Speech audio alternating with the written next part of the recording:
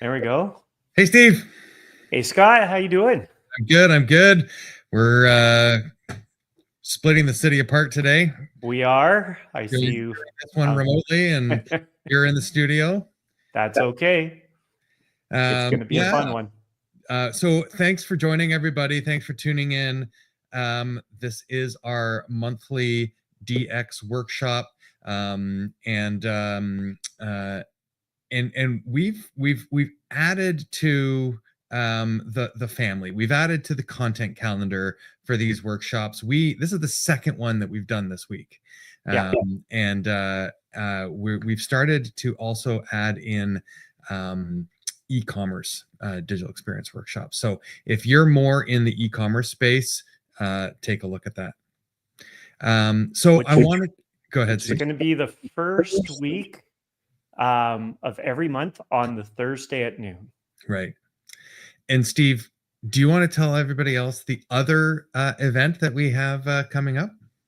Yes. So on June 3rd, we are hosting in person, and I love this event, a live digital momentum summit.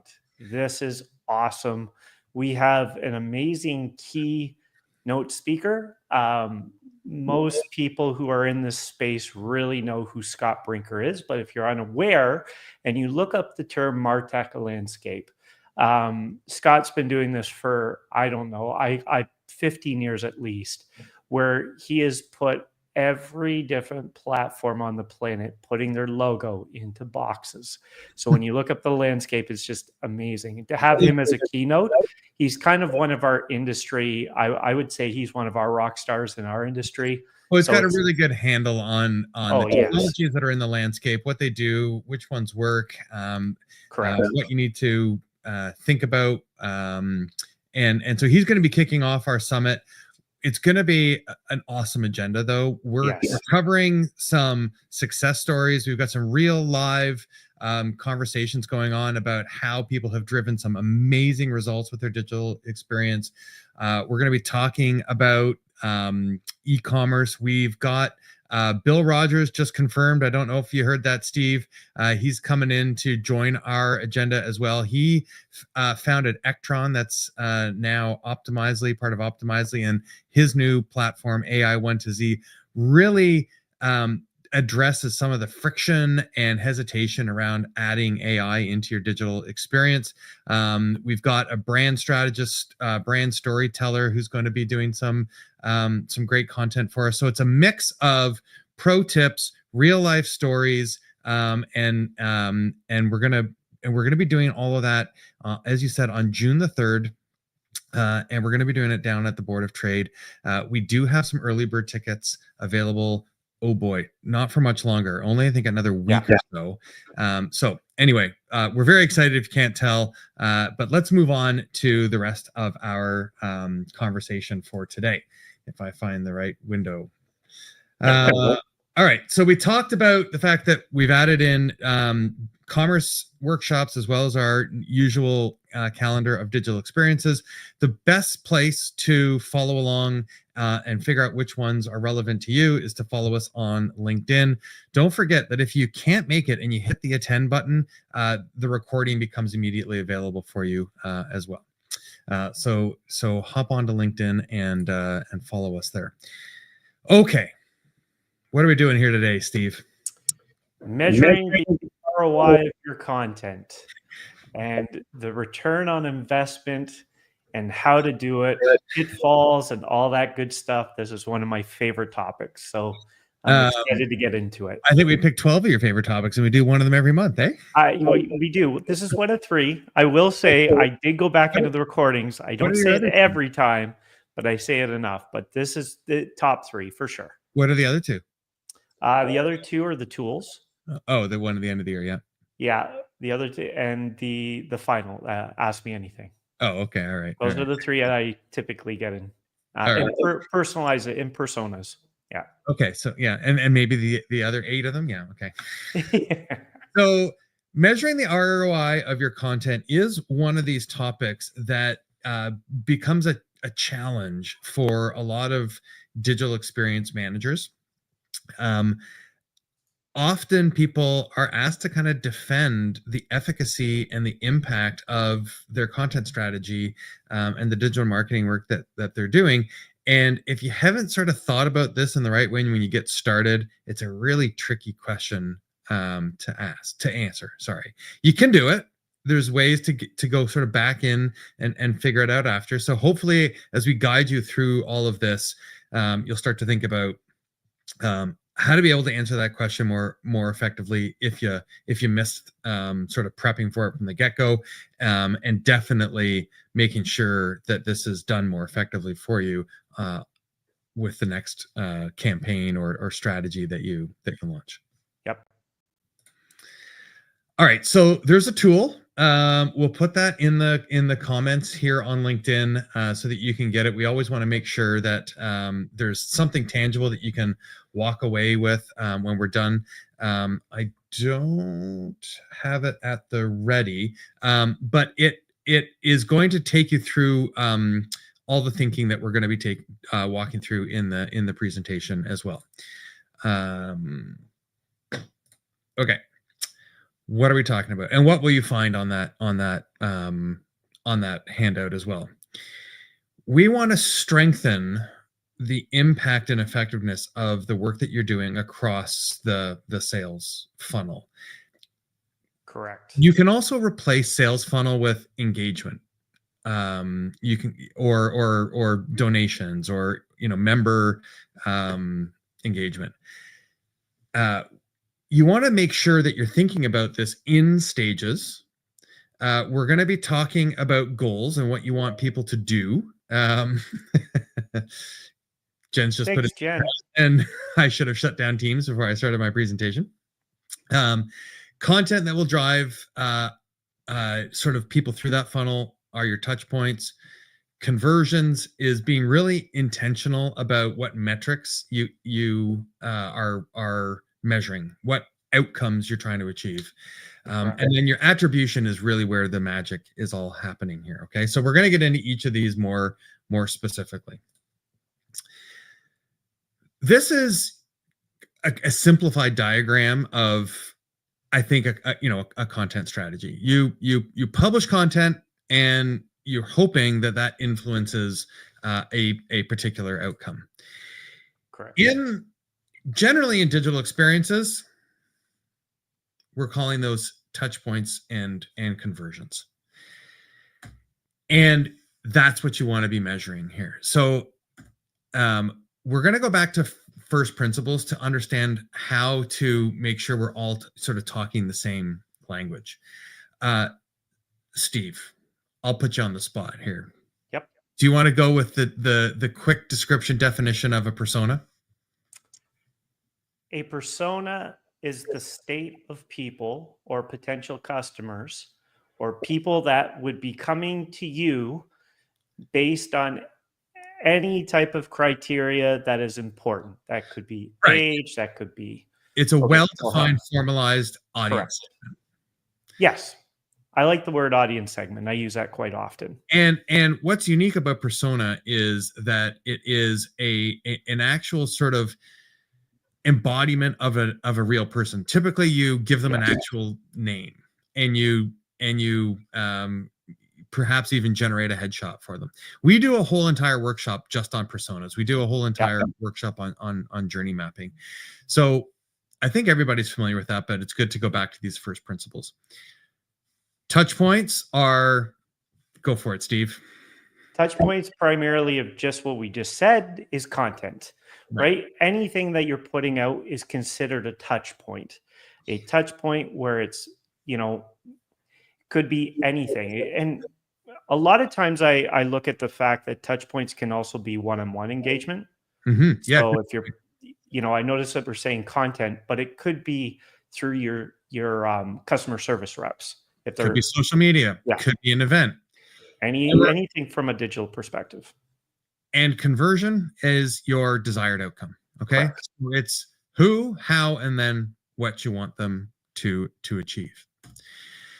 So if we bring up a typical user journey or buyer journey, you're moving along the spectrum of unaware to completely converted advocate for who you are and what you do.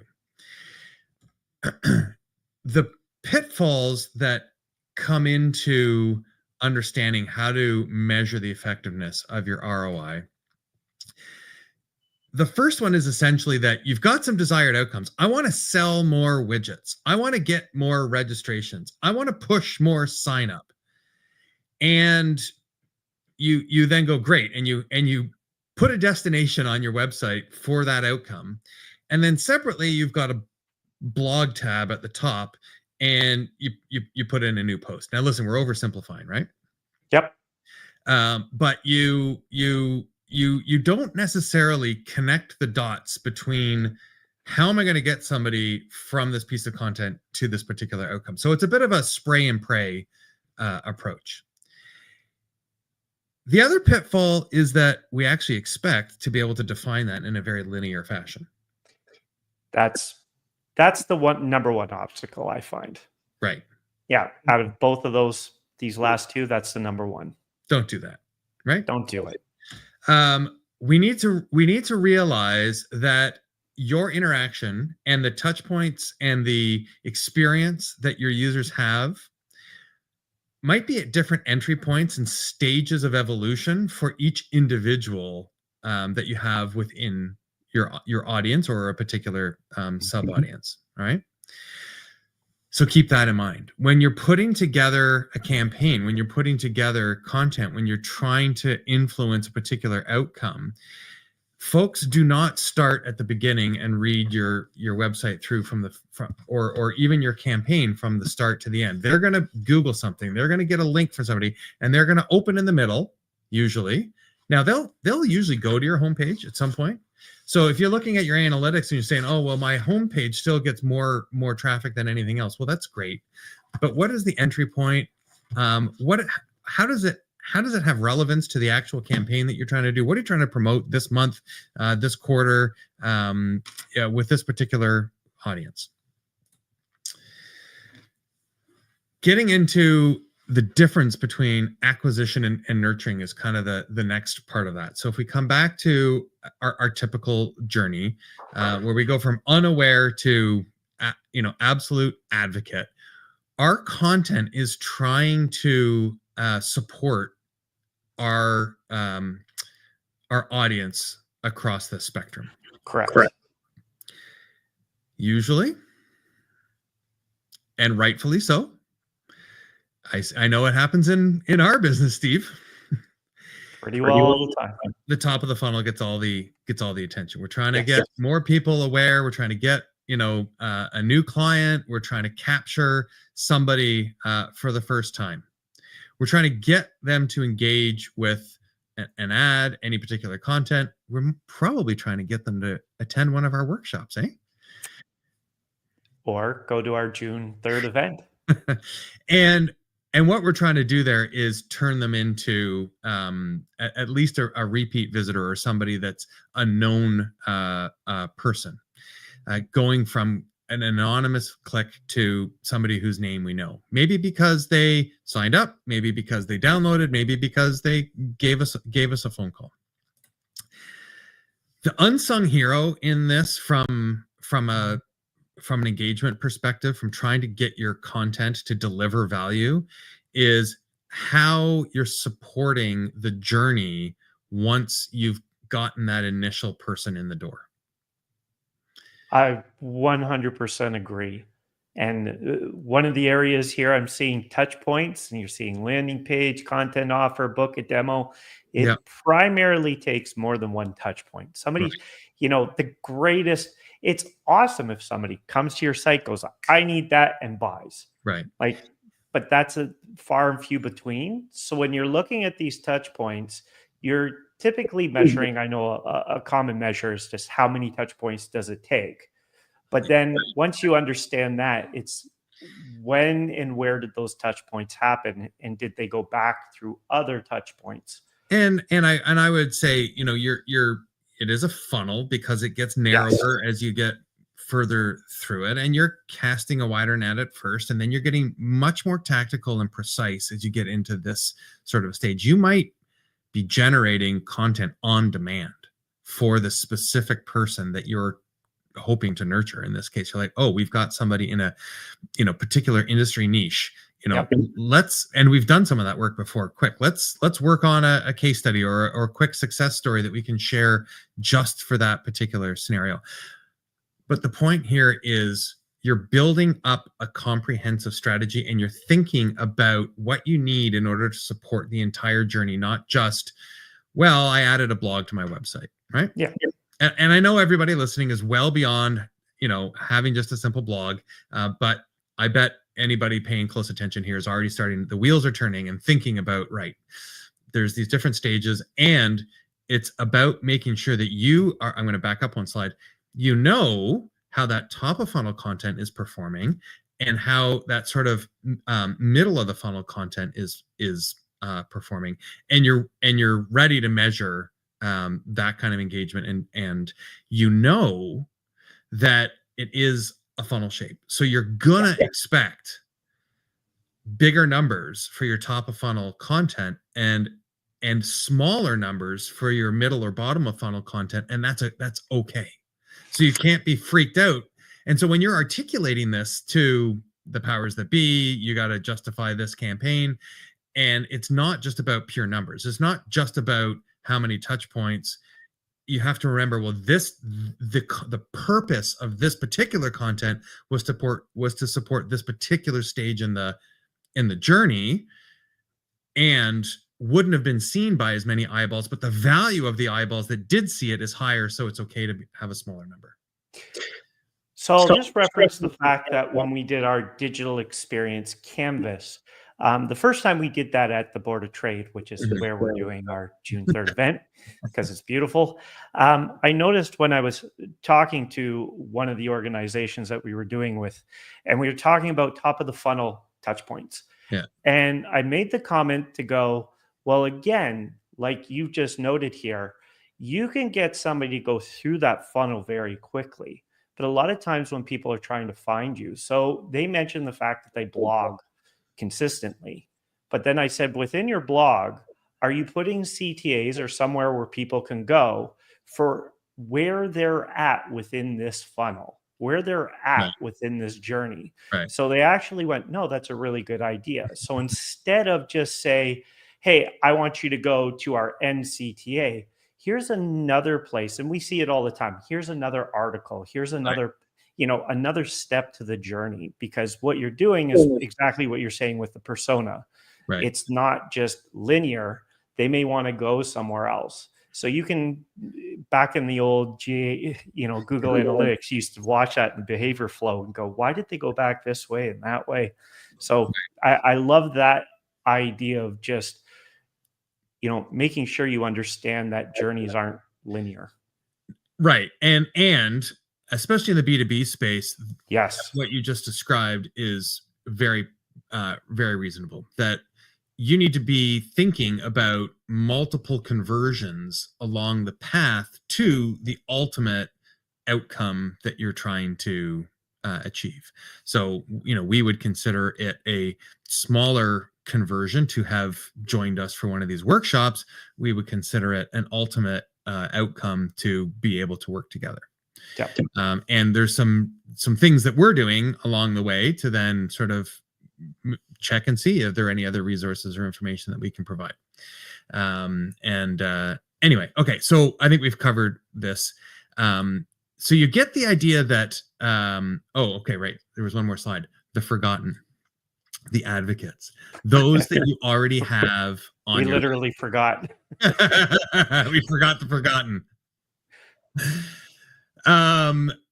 Your existing clients, they are your best advocates. They are the ones who also require the lowest amount of effort in order to maintain, renew, expand, and use as referrals to other new sources of business. Yep. And there's a ton of value that you can get from organizing an event, inviting them all out to it, making sure that you have a good relationship together. So when it comes to measuring all this, you mentioned Google Analytics, Steve. And Correct. is quite reasonable. The new interface does require almost a PhD sometimes in order to really get the right kind of value out of it. I do like it better because gone are the days when you get marketing teams. Look how many people viewed our content. Yeah. You actually have to have a method to your madness now to use it. Yeah, that's absolutely right. It used to be very easy to just go in there and report on numbers that actually meant nothing. Yeah. It does sort of guide you to be more of a useful outcome, just to understand everything that we're actually talking about. Correct. Now, the other platform that we use that is purpose built for exactly what we're talking about is Sitefinity Insight. Yep. And it doesn't have to be used with Sitefinity CMS. You can put Sitefinity Insight on top of any digital experience. And in fact, it has integration capabilities to pull in data from other sources in order to get a wholesome view of each individual contact in your audience. It's almost like a CDP Lite. Well, I would, yes. I mean, I would suggest and it is fully accredited as a CDP. And if that's another 3-letter acronym, we can get into another day. But it is, suffice to say, a robust solution for doing this. So quick peek into Sitefinity Insight itself. It will allow you to define your desired outcomes, those conversions that you're looking to see take place. And it will let you formally construct definitions of your touch points. Now, again, that just means kind of like, lead capture and post or page. But what's pretty cool about this is that you can aggregate a collection of touch points as sort of one data point. So you don't need to know about each individual blog post or case study, as long as one of them has been consumed along the way. It gets counted against an aggregate for the touch point of case studies, as an example.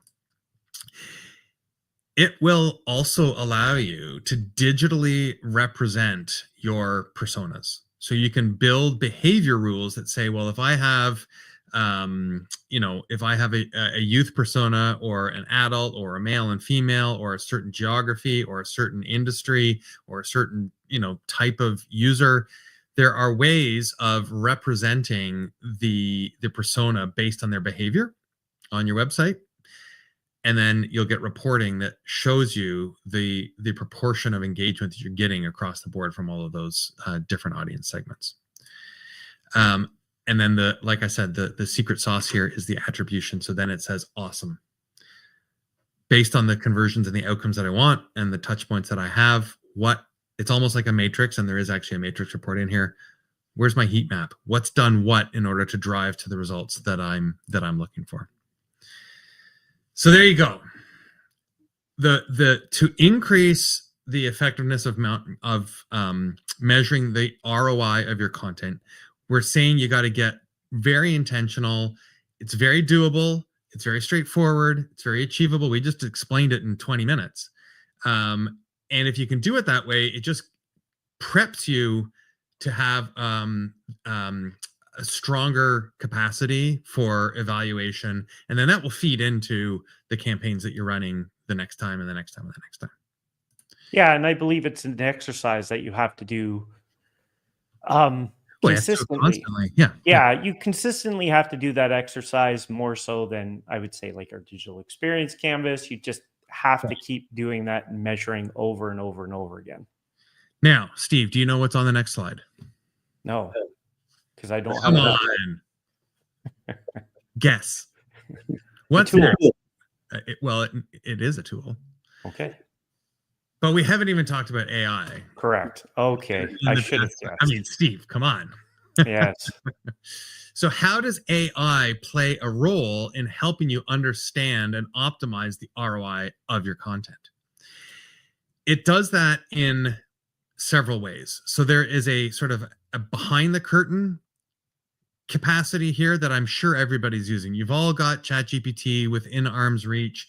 You're using it already to think about your content strategy, to write your content for you, to optimize it for each audience. But I think it's time, I know it's time to move beyond that basic level of AI adoption for your digital experience. I would agree.